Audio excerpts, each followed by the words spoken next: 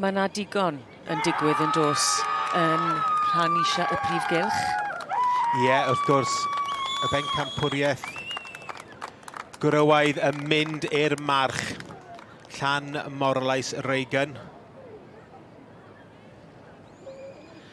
A'r Gil Wobr yn mynd i Abergyfenni Oscar gyda Jonathan Hill yn dangos ar ran teulu'r bat o'r Fenni. Llan Morlais Reigen a llan o'r march Cael Bec Crespo a'r gaseg Synod Sweet Chantel.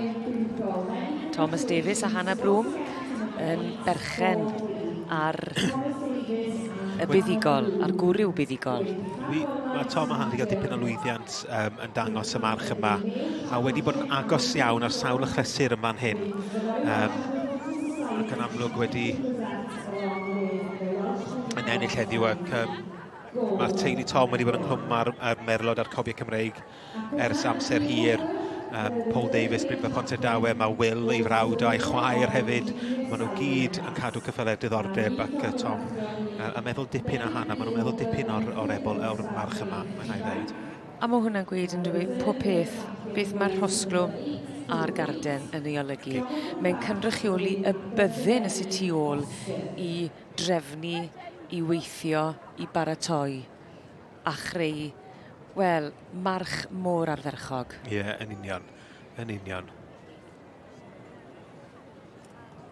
Dyma ni